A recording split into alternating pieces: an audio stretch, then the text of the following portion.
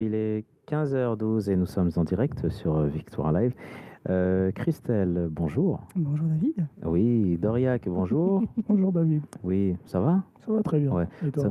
ça va. Ça me fait vraiment très plaisir de te voir, hein. Oh. Ouais. Ouais. Corélie, Bonjour. bonjour, quoi de neuf? Ben voilà, on est à Victoire Life. On est à Victoire Live. Alors, comment se porte l'église CEP Résurrection? Alors, ça se porte bien, plein de croissance, plein de réveil. Ouais. Il y a un sacré programme la semaine prochaine, hein. Franchement, un événement de 5 jours quand même, hein. Oui, le Shine Conférence. Ouais. Waouh. Vous serez là? Effectivement. D'accord. Toi aussi, Doriac, hein? Bien sûr. Bien sûr, hein? Oui. Ok. Bon, aussi, donc, nous aussi, donc, toute l'équipe Victoire Live sera aussi donc, présente pour cet événement qui sera diffusé donc, les 4 premiers jours à la radio et ensuite le restant des jours sur Facebook et YouTube. Juste pour information, demain, on aura le pasteur Douglas qui sera avec nous, voilà, de 11h à midi et on lui posera plein de questions. Donc, vous pouvez déjà, dès ce soir, commencer à lui poser pas mal de questions. Voilà. Donc, je rappelle à tous les auditeurs que nous sommes en direct. Vous pouvez donc nous suivre sur VL1 ou bien sur Facebook. Alors, Christelle, nous sommes dans quelle émission? Dis-nous tout. Alors, nous sommes dans l'émission L'amour de Dieu. Ouais. C'est une émission sur Dieu, hein, mais le sujet, c'est l'amour de Dieu. C'est beau, je trouve que c'est très beau, hein. Ah ouais. C'est un thème, parce qu'il y a beaucoup de choses à dire sur l'amour de Dieu, hein. Ouais, C'est ce qu'on va découvrir. c'est ça. Alors, Christelle, est-ce que tu as un texte d'abord à nous lire? Ouais. Alors, du coup, c'est l'amour de Dieu. C'est dans 1 Jean 4,9. L'amour de Dieu a été manifesté envers nous en ce que Dieu a envoyé son Fils unique dans le monde afin que nous vivions par lui. Amen. Ouais. Amen. Alors, l'amour de Dieu, sœur Corélie, ça veut dire beaucoup de choses, voilà. Effectivement. Ouais, parce que souvent on se dit, bon ben, l'amour entre homme et femme, ben, c'est un amour, mais peut-être qu'il reste aussi limité, voilà. Alors que l'amour de Dieu, eh ben, c'est beaucoup plus. On est sur l'illimité, non? Effectivement, parce que Dieu est éternité et tel est Dieu, tel est son amour. Son Ouais, amour ne ouais. connaît pas de fin. Ouais. Amen. Et toi, Doré, qu'est-ce que tu penses sur l'amour de Dieu? Je dirais que l'amour de Dieu est indescriptible. Donc, on va dire, humainement parlant, on ne peut pas vraiment le décrire parce que Dieu est divin. Donc, s'il s'agit de le décrire, il faut utiliser des mots divins. C'est ça. Donc, Ouais, alors ouais. que, au fait, on peut juste remarquer l'amour de Dieu que dans le sens que Dieu nous accepte avec nos faiblesses. Au-delà de nos faiblesses, c'est ça qui manifeste vraiment la grandeur et l'amour de Dieu, en fait. C'est que malgré nos faiblesses, malgré ce que nous pouvons faire au cœur de Dieu, son amour reste toujours intact. Intact, ouais. En fait, c'est un amour qui ne change pas, c'est ça? C'est ça, en fait. Il y a D'accord. pas de... C'est comme le verset qui dit qu'il n'y a pas de variation. Bon, Ouais. je paraphrase, hein. Il n'y a Ouais, pas ouais. de variation, en fait, ni changement. Donc, tel est son amour aussi envers D'accord. nous. Ouais. Alors, Christelle, on a l'impression que l'amour de Dieu, ça va beaucoup plus loin. Donc, c'est un amour qu'on ne connaît pas, qu'on apprend. Voilà, parce qu'aussi, on apprend aussi à connaître Dieu. Et dans cet amour-là, donc, on ressent donc la paix, la tranquillité. En fait, c'est comme un bébé, voilà, qui est bercé. Qu'est-ce que tu en penses? Oui, c'est vrai, hein. D'ailleurs, il y a le verset aussi qui correspond bien aussi à l'amour de Dieu. On l'utilise souvent pour dire l'amour un peu du Père Ouais. dans le verset 139, le psaume 139 qui dit, qui parle, voilà, je t'ai tissé dans le ventre de ta mère, je savais quand tu t'assieds, quand tu te couches. Il y a tout un chapitre comme ça où ça montre bien l'amour de Dieu en fait pour son Exactement. enfant, pour juste s'approcher de lui en fait, comme tu disais, tel qu'on est. Ouais, Donc, ouais. Alors, Dieu a tant aimé le monde qu'il a donné son Fils unique afin que quiconque ne périsse point, mais qu'il ait la vie éternelle. Donc, Dieu aime tout le monde. C'est beau quand même. Oui. Donc, il aime sa création. Dieu aime ce qu'il a fait. Voilà. Maintenant, ce que Dieu n'aime pas, c'est le péché. Voilà. Et on s'aperçoit que l'ennemi, souvent, il rentre dans le péché. C'est une façon aussi carrément de se déconnecter. Voilà. C'est comme tout simplement un amour entre une mère et sa fille ou même son fils. Voilà. Donc la mère, elle est enceinte, mais elle aime déjà son fils. Pourtant, en fait, elle n'a pas encore vu, voilà, sa fille. Et l'enfant continue à grandir, c'est-à-dire que la mère commence à ressentir, voilà, en fait, l'enfant commence à bouger, mais elle aime toujours son fils. Et ensuite, dès que l'enfant arrive, c'est le même amour, voilà, qu'elle véhicule.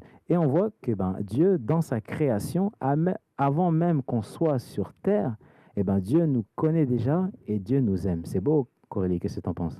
Effectivement, nous pouvons lire dans Timothée, dans 2 Ouais. Timothée 1, quand Dieu nous dit que son amour est dans l'éternité, c'est-à-dire que Dieu nous aimait même avant la fondation du monde, avant même que nous soyons nés, Dieu nous aimait déjà. Alors c'est juste incroyable. Quand on dit aujourd'hui, pour aimer une personne, faut le voir, on a des critères, on dit, faut être comme ça pour que je t'aime. Alors que Dieu, avant même que nous soyons nés, il nous aimait sans critères, sans beau. rien demander de notre part. Ouais. Amen.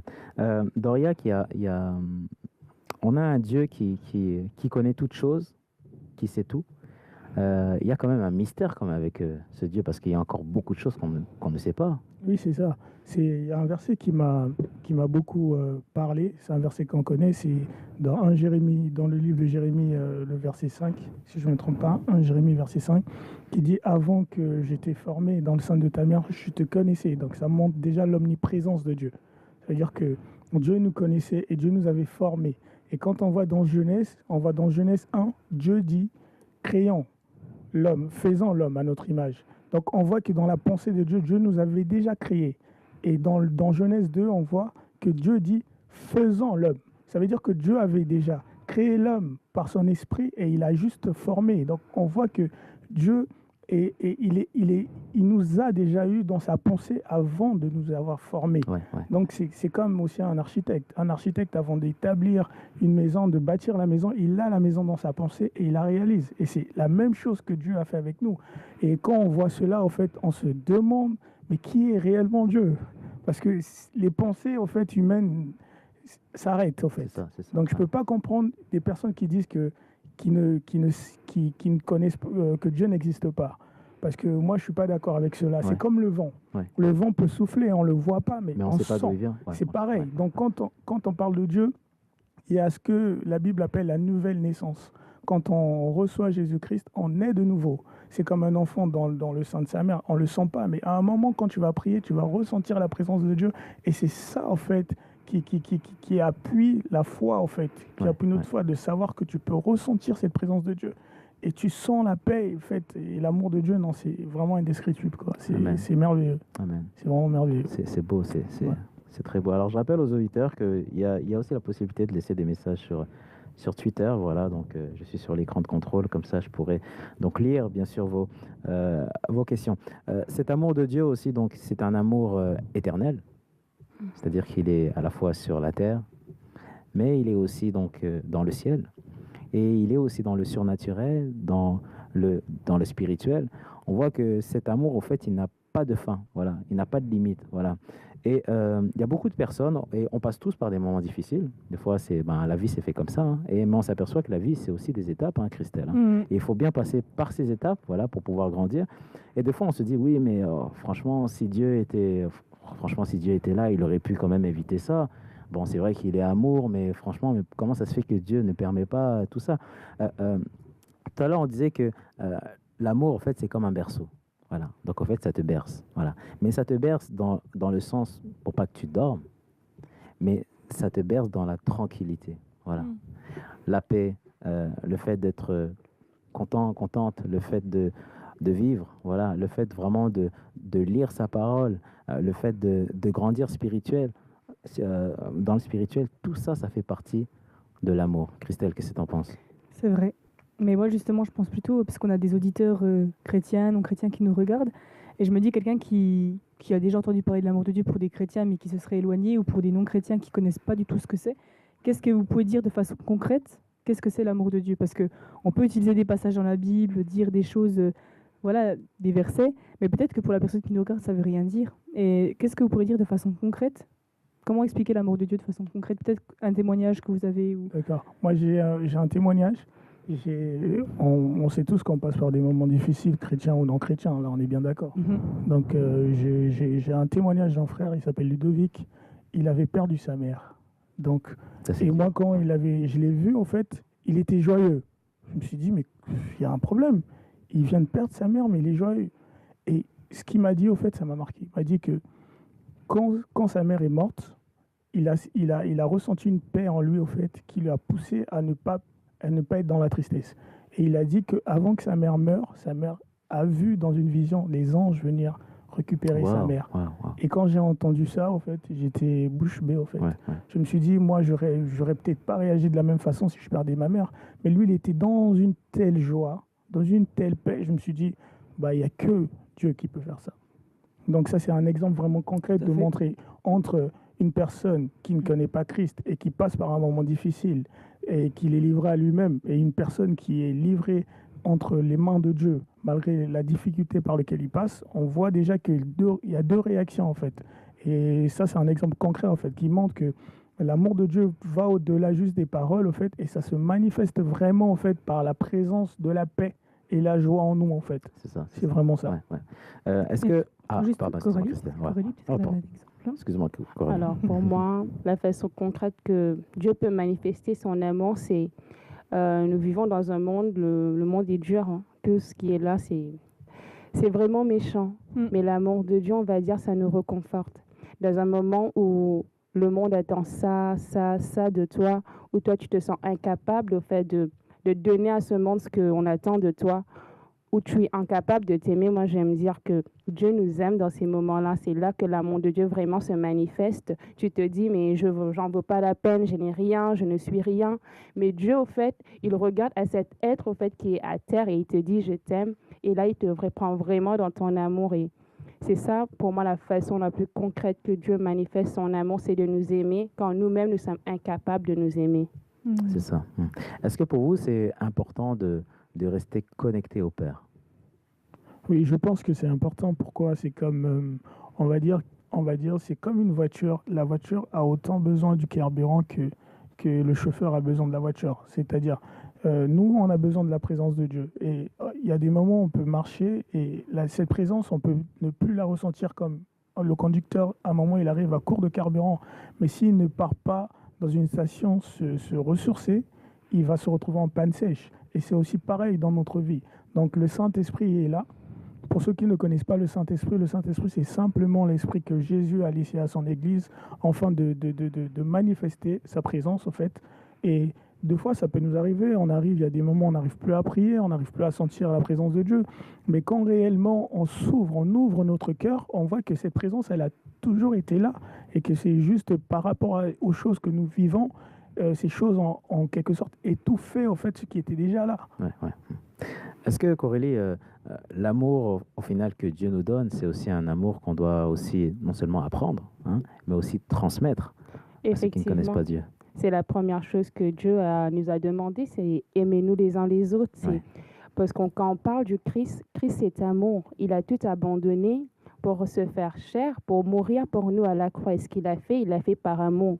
La meilleure façon aujourd'hui de parler de Dieu, de parler de Jésus, c'est d'être le témoignage de l'amour que Dieu a porté pour nous. Parfois, les gens n'ont pas besoin de paroles, mais juste le fait que tu regardes à cette personne, c'est peut-être un mendiant que tu croises lorsque tu sors du travail, et tu manifestes l'amour de Dieu à travers un sourire, à travers d'une parole tendre, remplie de tendresse.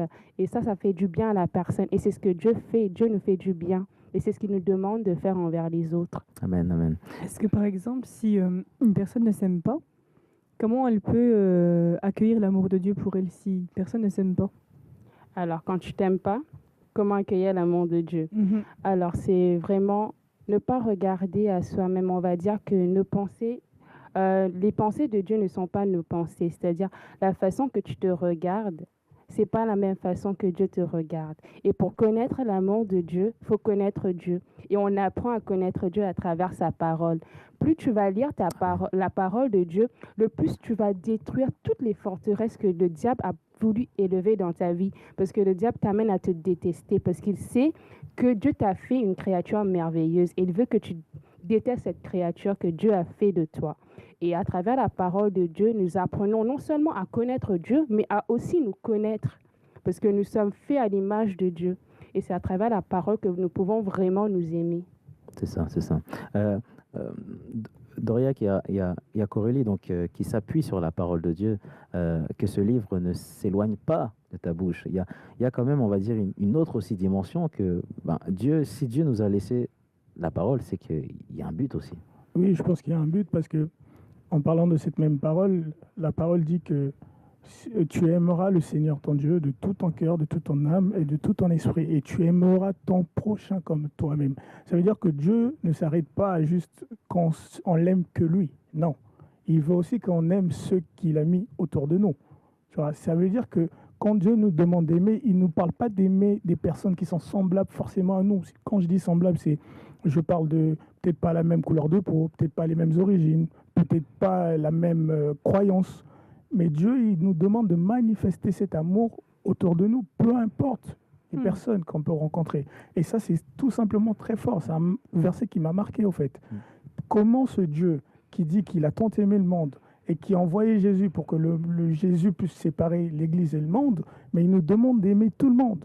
Donc vous voyez que son amour est tellement trop indescriptible qu'il nous faut en fait vivre. Et c'est en vivant, c'est tous les jours de notre vie, on apprend en fait à connaître Dieu. C'est-à-dire qu'il faut travailler. Tous les jours, oui. Ouais. Et quand tu parlais de ce livre de loi, ne s'éloigne pas de ta bouche, pourquoi on dit que ce livre ne s'éloigne pas de ta bouche alors que le livre, tu dois le méditer dans ton cœur? C'est que tu dois à un moment confesser la parole. Ça veut dire que quand tu n'arrives pas à aimer, tu dois prendre cette parole et dire oui, j'aime.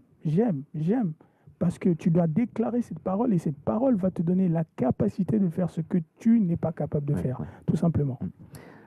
L'ennemi joue sur plusieurs cartes, Christelle, et il sait que premièrement, le but, c'est de faire tomber donc, les chrétiens, parce qu'hier, on a eu une super belle émission qui parlait donc, des âmes, qui parlait vraiment de beaucoup de choses. Et cet ennemi sait que s'il met la parole de côté, pour lui, c'est comme si en fait, il avait gagné, parce que c'est quand même une source d'alimentation. Voilà, c'est comme un robinet, tout simplement, qu'on coupe. Maintenant, cet ennemi, en fait, il n'aime pas l'amour.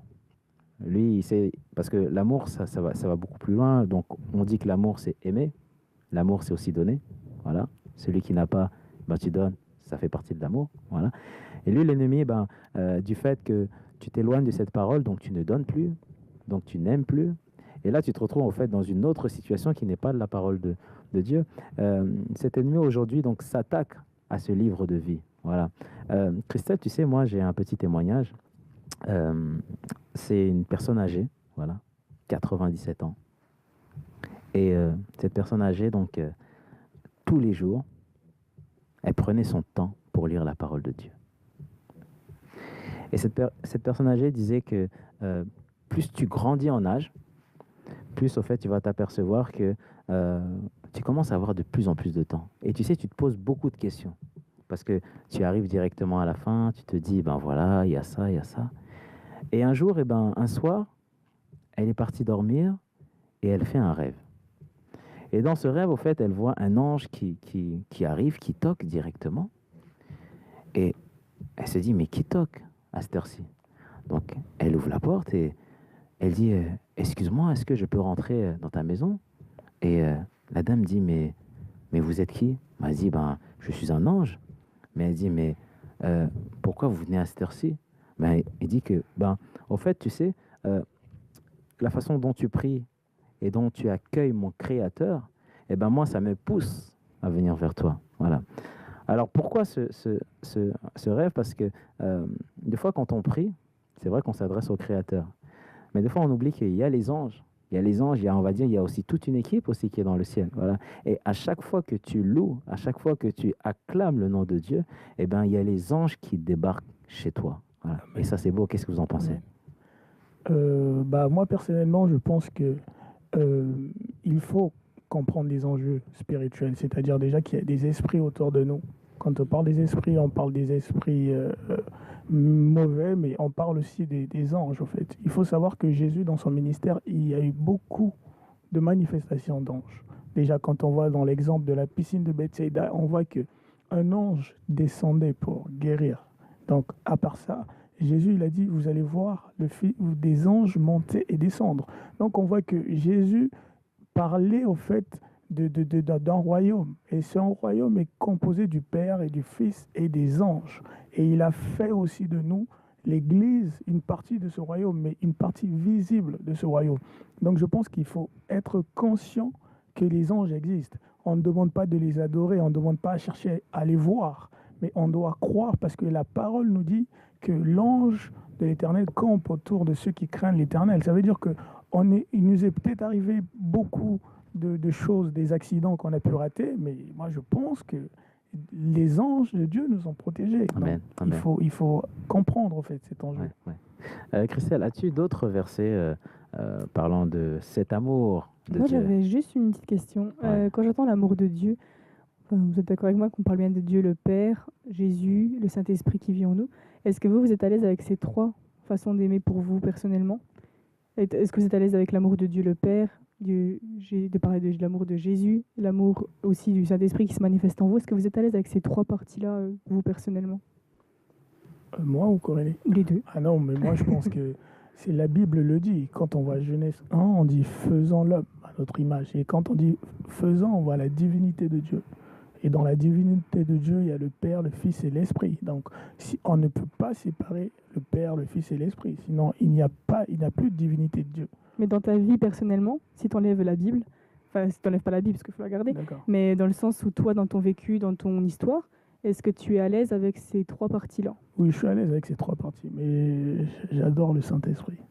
J'adore le Saint-Esprit. Il m'aide beaucoup dans mes faiblesses. Donc, mais le Père aussi, j'ai l'amour du Père. Parce que quand je prie, Jésus il a dit priez le Père à mon nom. Donc, quand je prie toujours Dieu comme mon Père. C'est ça la prière de notre Père qui est aux cieux. Que les gens ont fait de ça une prière religieuse, mais de base, c'est pour montrer que Dieu est notre Père et que nous sommes des enfants. Et comme nous sommes les enfants, nous sommes animés par l'Esprit du Père qui est le Saint-Esprit. Donc Jésus-Christ est comme un frère. Donc, voilà. Ouais, ouais. Et toi, Corélie? Comme le frère de Riak a dit, il y a plusieurs relations. Tu as la relation du Père, tu as la relation avec Jésus-Christ qui est ton frère. Et par la suite, tu as le Saint-Esprit qui est ton meilleur ami, qui est toujours là, avec qui tu parles. Alors, on va dire, ça rend l'amour complet. Yes. Amen, amen. Alors du coup, tu me demandais des versets. Donc Oui. il y a le psaume 136, 1 qui est tout simplement qui dit « Oui, son amour est pour toujours ». Donc il n'y a pas à discuter, hein. C'est comme ça. Et le psaume 86, 15 qui dit « Mais toi, Seigneur, tu es un Dieu de tendresse et de pitié, patient, plein d'amour et de fidélité. Amen. Patient et, » Patient, et fidélité. fidélité. La fidélité. Waouh, c'est beau encore, Elie. Ouais. Effectivement. Ouais. Ephraim, bonjour. Bonjour. Comment vas-tu? Bonjour, Ça va Ephraim. par la grâce de Ça Dieu. va, ça va. Alors dis-nous tout. Tu fais aussi partie de l'équipe? Tu viens de l'église CEP Résurrection? Oui, je fais partie de l'équipe. Je suis aussi à l'église CEP Résurrection D'accord. avec mon frère Doriac et ma sœur Corélie. D'accord. Ok. Alors, pour toi, c'est quoi l'amour de Dieu? Pour moi, l'amour de Dieu, comme j'ai toujours l'habitude de le dire et de me le dire aussi, c'est quelque chose d'extraordinaire. C'est la plus belle chose que nous puissions avoir, nous puissions ressentir, nous puissions connaître dans notre vie. C'est comme un cadeau. Ouais, c'est comme un Ouais, cadeau, voilà. Et cet amour, elle se manifeste à n'importe quel moment, lorsqu'on le désire en fait. Et lorsqu'on y croit à cet amour, parce que l'amour de Dieu, elle nous est donnée, mais beaucoup ne prennent pas conscience ou doutent de cet amour. Et il suffit juste de croire pour avoir cet amour, parce que Dieu nous l'a donné comme cadeau. Quoi. Ouais. Corélie, le frère Ephraim a dit un amour donné. Voilà. C'est-à-dire que c'est un amour qui n'est pas payant. Hein. C'est Dieu l'a donné. Ça veut dire beaucoup de choses. Qu'est-ce que tu en penses? Effectivement, parce que si nous regardons à notre vie, à notre état, on va pas se mentir, nous sommes tous pécheurs avec nos faiblesses, avec nos manquements. On peut rien faire pour mériter l'amour de Dieu. On peut rien faire.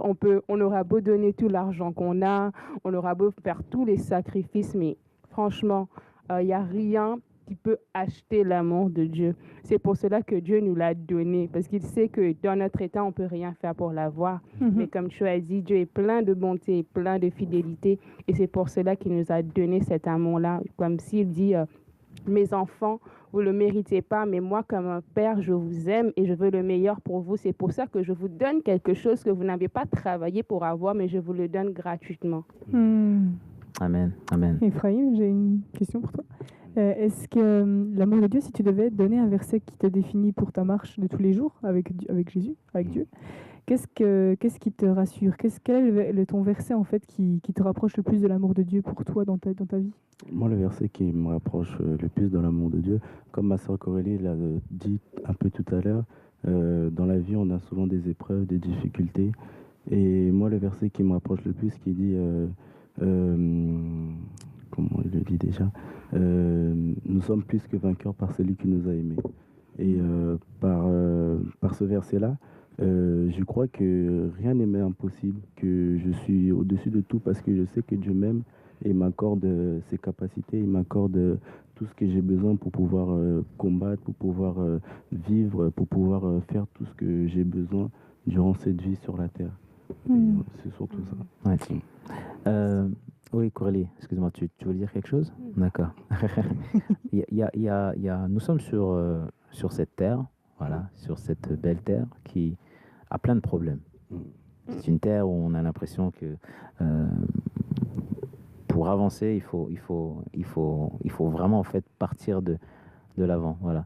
Mais sur cette terre, Dieu a donné son amour, voilà, pour que ça nous fasse du bien à nous, voilà, pour que ce soit une consolation, mais aussi pour aussi encourager l'autre, voilà, comme on a dit, celui qui ne connaît pas Christ ou celui qui connaît Christ, voilà.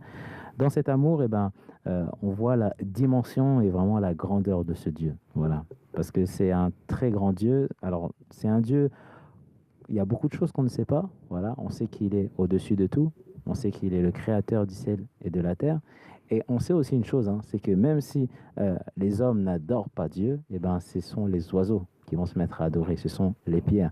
Ce qui montre quand même qu'en fait, que cette création, en fait, reconnaît son créateur. Voilà. C'est comme si, vous avez conçu une voiture, voilà, et dans cette voiture-là, vous êtes le constructeur. Donc, c'est-à-dire que vous êtes le constructeur, il n'y a personne qui peut vous dépasser parce que vous êtes le constructeur. Voilà. Lorsqu'on va venir avec un problème, voilà, donc vous allez avoir plusieurs clients qui vont vous dire, ben voilà, je suis parti voir tel garage, et au fait, je ne comprends pas, ils n'arrivent pas, au fait, à trouver le problème. Voilà. Les garages, tout simplement, ils ont reçu la connaissance, voilà.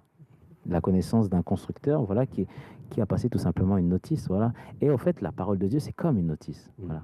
C'est une notice où, au fait, on s'aperçoit qu'il y a tous les outils qui sont dans cette pièce à outils. Et ces clients, en fait, sont venus vers le constructeur en disant, ben voilà, donc je comprends pas, est-ce que vous avez la solution? Et le constructeur, au fait, il a souri, il a dit, je suis solution, voilà. Je suis solution, c'est-à-dire que ton problème, le client a même pas commencé, on va dire, à terminer sa phrase, que la voiture, elle s'est réparée toute seule. Pourquoi? Parce qu'en fait, au retour, elle est retournée dans sa création, voilà. Et c'est beau, honnêtement. C'est beau d'être enfant de Dieu. Moi, je pense que c'est quand même la plus belle des choses, d'avoir un père et qui est créateur, voilà. D'avoir un père qui a libéré donc le peuple d'Égypte. Il y a des belles histoires dans la Bible, voilà. Et souvent, quand on lit la Bible, on s'aperçoit que ton histoire est dans la Bible. Tu sais, moi, souvent, je me suis dit, mais attends, mais j'ai l'impression que David, il me ressemble, j'ai l'impression que c'est ma vie, hein. J'ai l'impression que oui, en fait, il y a des Goliaths à faire tomber, voilà. Et après, je lis, en fait, une autre histoire, mais je me dis, mais attends, mais j'ai l'impression que Moïse aussi, c'est moi, voilà. Et je relis encore la parole de Dieu, et je me retrouve, en fait, sur d'autres histoires. Pourtant, j'ai relu, en fait, le même livre. Et peut-être que tu ne connais pas ce Dieu. Peut-être que tu te dis que, je suis tombé par hasard dans cette émission. Et déjà pour te dire, c'est pas le hasard qui t'a conduit dans cette émission, mais c'est le Saint-Esprit. Amen. Alors je vais te dire qui est ce Saint-Esprit. Le frère Doriac a commencé à nous décrire. Alors le Saint-Esprit, il est saint et il est esprit. Ça veut dire beaucoup de choses. Donc c'est un esprit qui est saint. Voilà. Maintenant, le Saint-Esprit, c'est lui qui nous enseigne. C'est lui qui nous conduit. Le Saint-Esprit, c'est, on va dire, un peu comme, vous savez, cette relation, c'est-à-dire ce téléphone portable que tu as, voilà, lorsque tu veux appeler une personne, tu dois passer par ce téléphone, voilà. Et ce téléphone, au fait, c'est le Saint-Esprit. Et maintenant, le réseau, celui, on va dire, qui va te ramener, en fait, à destination pour que ton appel puisse être reçu par une autre personne, c'est l'opérateur. Et l'opérateur, c'est Dieu. C'est vraiment pour que tu puisses comprendre. C'est-à-dire que sans Saint-Esprit, sans Jésus-Christ, tu peux pas venir directement à Dieu. Voilà.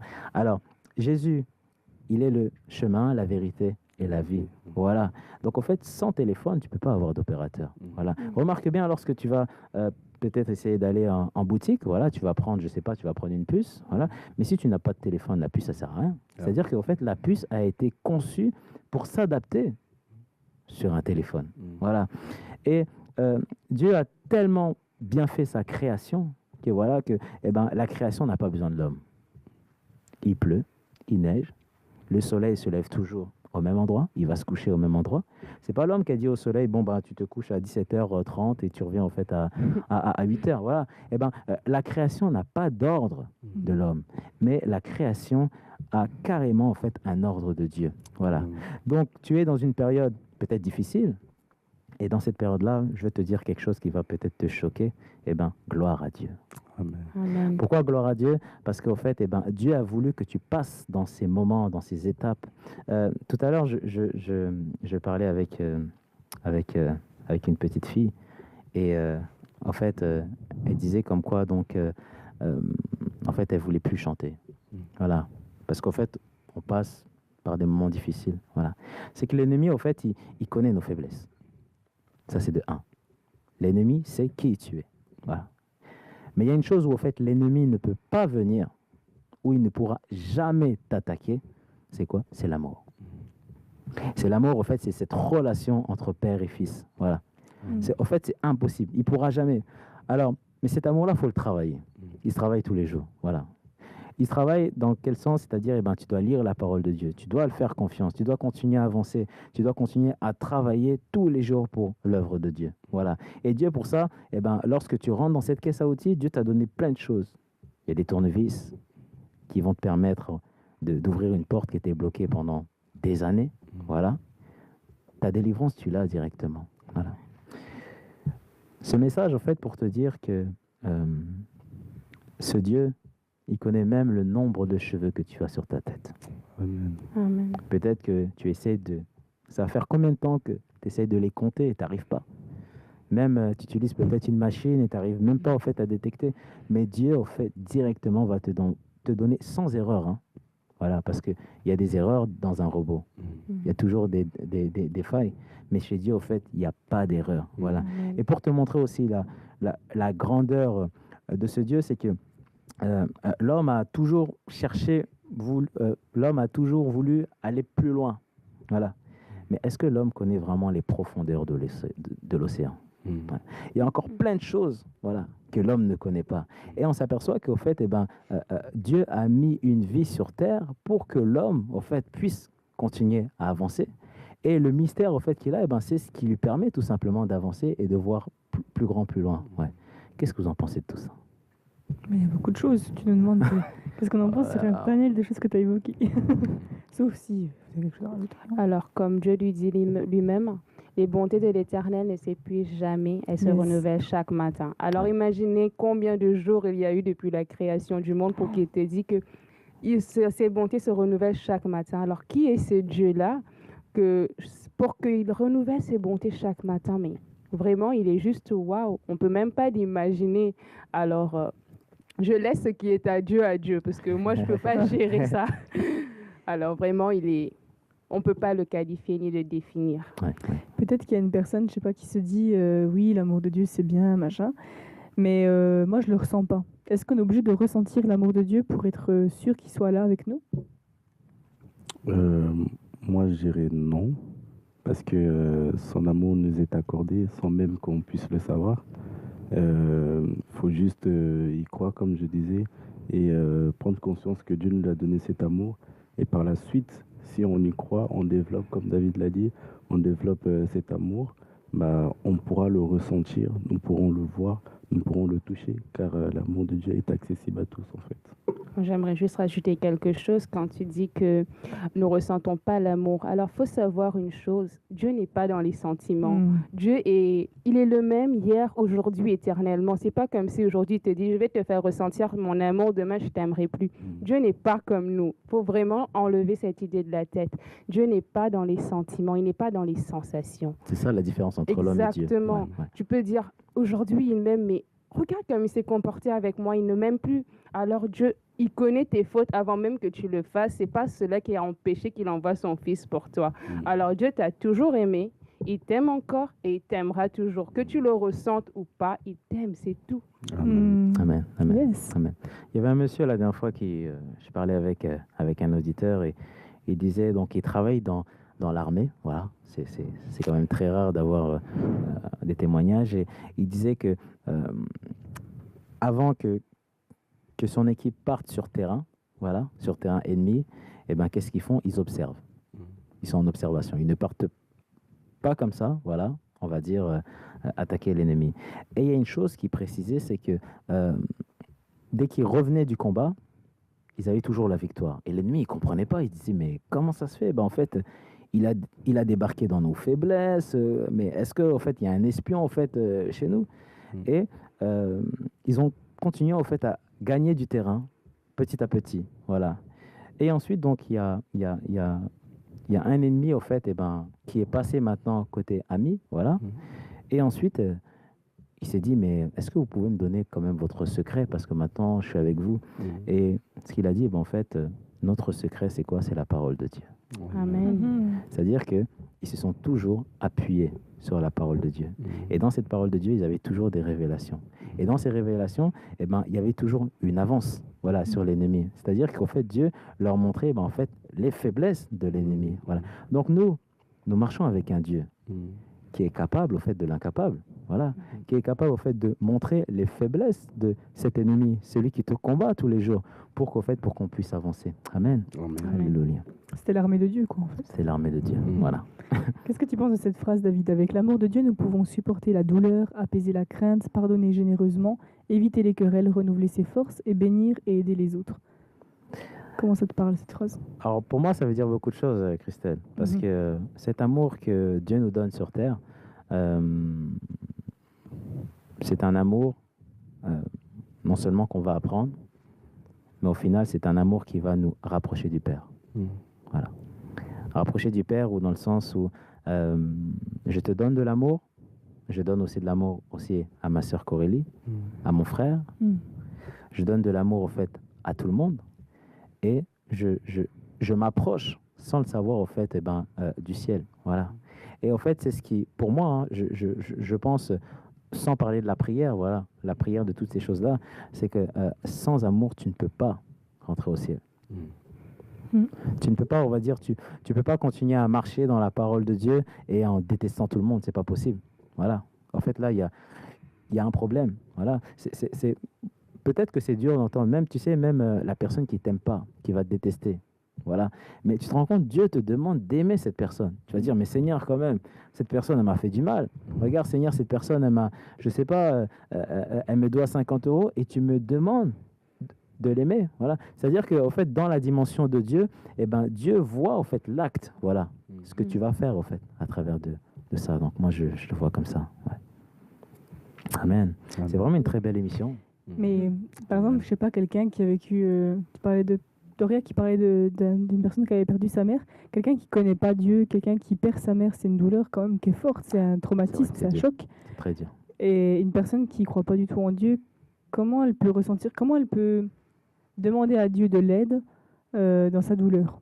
Quand on a une douleur aussi forte, je vous pose la question à vous, comment c'est une personne, voilà, qui connaît rien de Dieu, qui connaît même pas la Bible, qui connaît rien, comment elle peut s'approcher de Dieu dans une douleur aussi forte? Ou ça peut être un décès, ça peut être un deuil, ça peut être plein de choses. Hein. Je parle de la perte d'une mère, ça peut être d'autres douleurs. Alors, alors, moi, si je pourrais répondre, si vous le permettez, je pense que l'amour de Dieu ne s'adresse pas seulement aux chrétiens. Yes. Ça va beaucoup plus loin. Celui qui ne connaît pas Christ, en fait, il y a plusieurs raisons. Voilà. Dans le spirituel, on sait que tout est spirituel.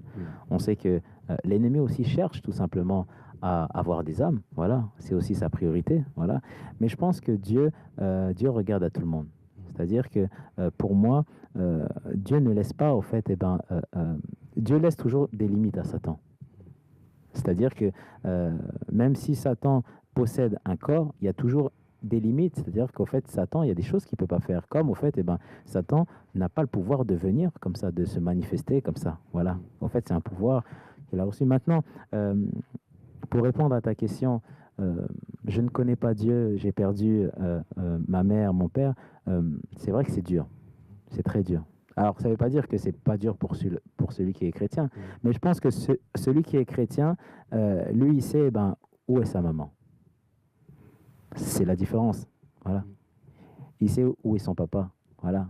Parce qu'en fait, il a quand même cette notion, c'est-à-dire qu'en fait, il a la notion du ciel. Voilà, en fait, il a quitté cette terre. Maintenant, celui qui ne connaît pas Christ, il peut rentrer dans une autre épreuve, une épreuve de douleur, de tristesse. Et c'est là aussi que l'ennemi, en fait, intervient. Voilà. Il y a beaucoup de suicides. Hein. Des fois, il y a eu des histoires comme quoi la mère ou le père sont partis et tu entends quelques jours après, il y a eu un suicide. Voilà, parce qu'au fait, la fille n'en pouvait plus. Voilà. Voilà. Et nous, au fait, nous, on est comblés par cet amour. Voilà. Ce qui nous évite au suicide, ce qui nous évite au fait de prendre directement au fait des décisions. Voilà. Donc l'amour, au fait, c'est beaucoup plus, comme on l'a dit en début d'émission, ça nous berce, quoi. Alors, est-ce qu'il y a une manière de s'approcher de Dieu? Comment, justement, c'est ma question, je vais peut-être la pousser, mais comment, du coup, cette personne, elle est, je sais pas, elle est à bout, elle souffre, mais elle a envie de connaître ce Dieu-là. Comment elle peut s'approcher de lui? Vous pouvez réagir. Alors, lorsque tu désires connaître Dieu, Dieu te dit que quiconque cherche trouve. Il n'y a pas de façon type de s'approcher de Dieu parce que Dieu n'est pas dans le quotidien, Dieu n'est pas dans les habitudes. Il ne te donne pas un emploi du temps à suivre. Dieu est esprit et il se révèle à chaque personne d'une façon différente.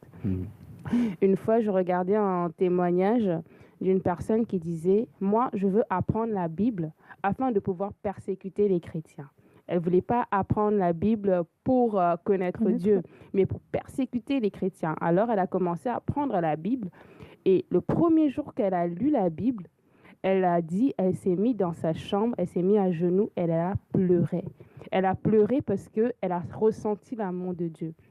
Cette même personne qui voulait se servir de la Bible pour détruire, cette personne a ressenti l'amour de Dieu pour dire qu'elle n'était pas aller vers cela pour connaître Dieu, mais Dieu se révéler à elle. Pour dire qu'une personne peut prendre la Bible, dire « je désire connaître Dieu, donc Dieu va se révéler à moi ». Mais il n'y a pas de façon type. Dieu se révèle à chaque personne de façon différente. Il suffit juste d'avoir le désir. Parce que Dieu est un gentleman. Il ne va jamais venir à toi te dire « faut faire ça, faut faire ça ». Dieu nous a créés libres. Il dit il t'a mis deux chemins devant toi, la vie et la mort, choisis la vie.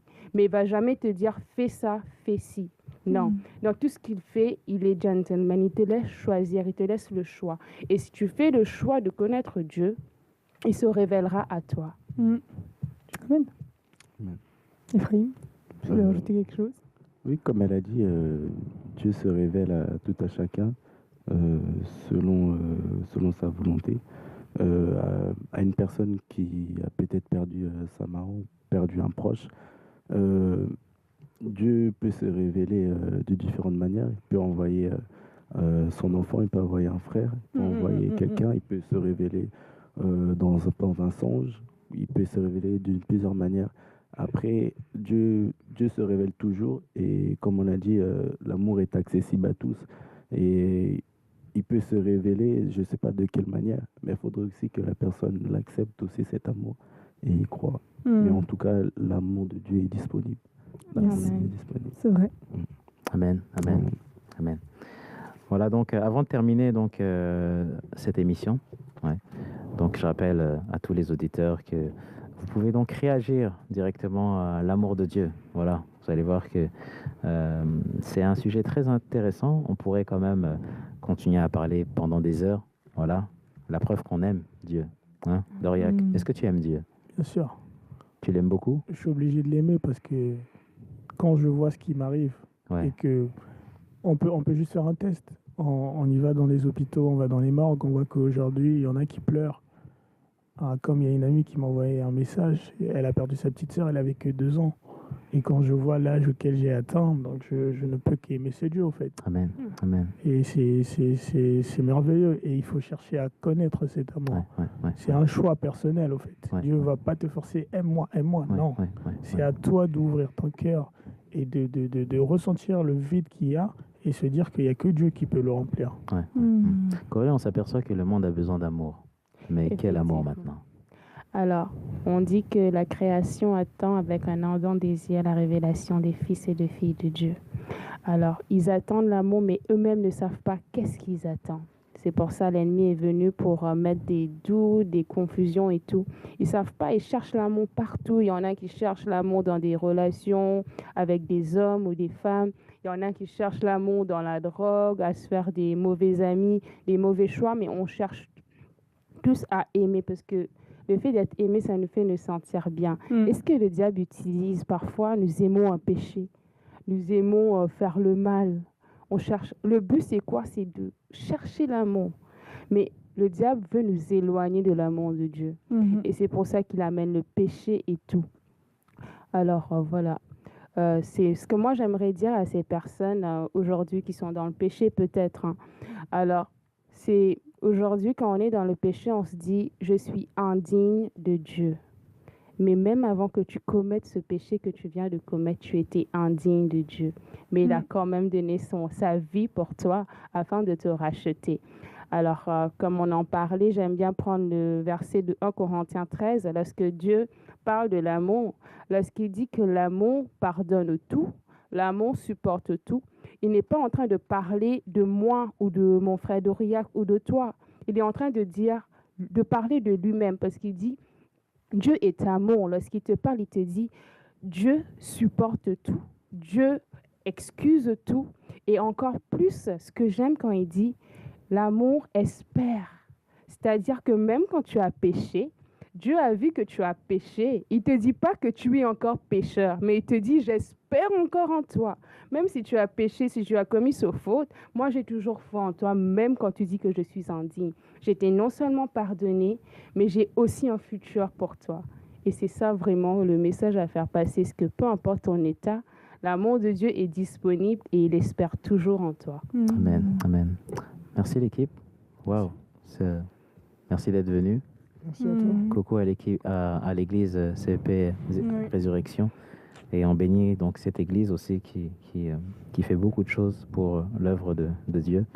Merci au frère Ephraim, merci à Doriac, merci à notre sœur Corélie, merci à Christelle David. de m'avoir accompagné dans cette nouvelle émission.